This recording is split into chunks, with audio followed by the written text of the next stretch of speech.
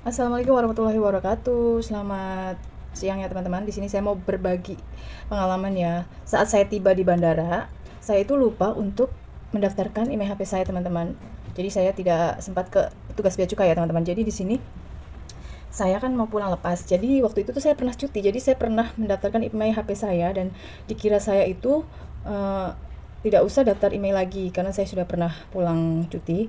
Dan kemarin ternyata HP saya itu tidak bisa dimasukkan kartu Indonesia, tidak ada sinyal teman-teman. Ternyata harus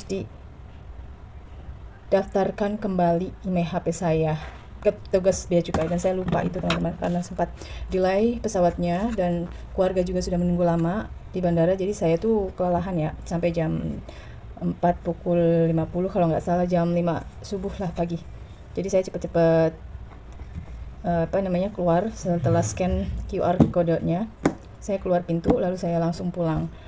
Dan setelah 1 bulan di rumah, saya memikirkan untuk mendaftarkannya kembali ke bea cukai terdekat karena sebelum 60 hari nanti HP kita itu keblokir dan tidak bisa didaftarkan email lagi dan tidak aktif ya HP-nya. Mungkin cuma bisa pakai wifi tapi kadang-kadang error. Jadi saya memutuskan untuk mendaftar ke pihak bea cukai yang terdekat. Jadi saat itu saya datang di bea cukainya di tempatnya di Cirebon ya, Dr. Wahidin tempatnya itu.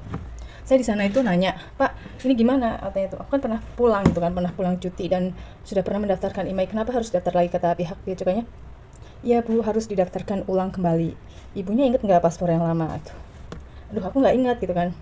Oh ya udah, ibunya punya EKTP nggak, katanya. Kalau punya kartu EKTP, ibunya bisa tidak usah dikenakan pajak bea cukai, katanya dia. Karena saya dulu itu di Hong Kong nggak pernah, maksudnya kan kita kadang tambah kontrak gitu, jadi nggak pernah pulang Indo. Nggak kadang agent juga masih sama, jadi nggak tahu kalau peraturan baru itu ada harus buat pembuatan EKTP. Jadi saya itu nggak punya ya, apalagi yang kita yang para senior yang sudah lama mungkin juga tidak punya EKTP. Jadi saya itu kan tanya ya, katanya gratis Pak mau data bea cukai. Kata petugas, iya kalau tidak lewat dari 3 hari. Jadi lewat 3 hari itu harus bayar pajak teman-teman, dikenakan pajak. Jadi saat itu saya tanya, oh gitu ya, soalnya saya juga kan nggak tahu kalau ada peraturan baru harus ada kartu EKTP gitu kan. Mungkin yang baru berangkat ya, yang baru berangkat mungkin sudah didaftarkan EKTP dari PT-nya masing-masing. Kalau saya dulu itu belum ada, jadi nggak punya teman-teman. Jadi petugasnya bilang ini mau dilanjutkan atau tidak, katanya. Ya udah dilanjutin Pak, soalnya ya saya juga kan butuh ya HP itu karena data-data ya di dalam HP, bukan karena HP-nya itu harga berapa. Nggak seberapa sih sebenarnya, murah HP ku itu. Jadi saya lanjut dan di sini saya dikenakan biaya teman-teman.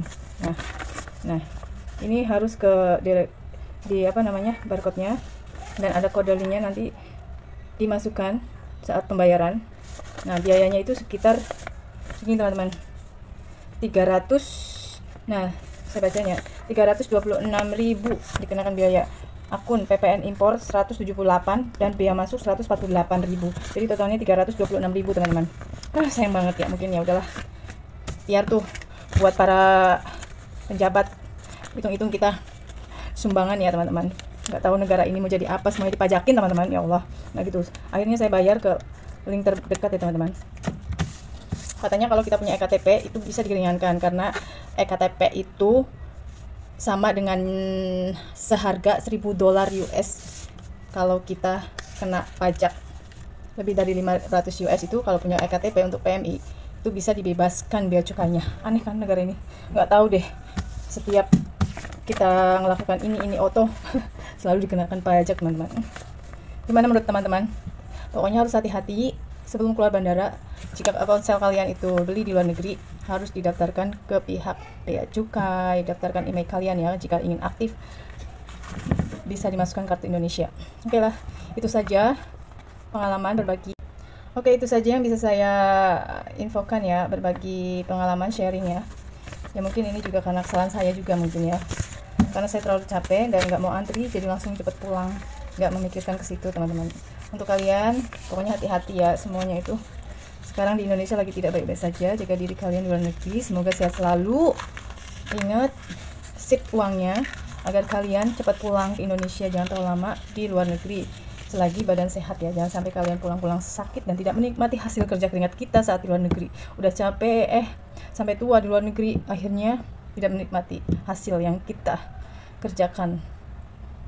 Nabi mendalik ya, semoga sehat-sehat selalu teman-teman, pulang membawa kesuksesan, keberhasilan. Semangat untuk para PMI yang di luar negeri, tunjukkanlah